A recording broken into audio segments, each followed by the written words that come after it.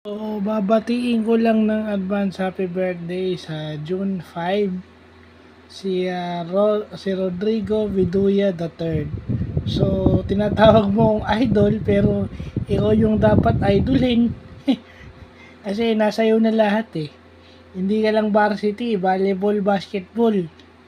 Maayos din yung mga grado mo sa eskwelahan. So, ikaw yung dapat hangaan.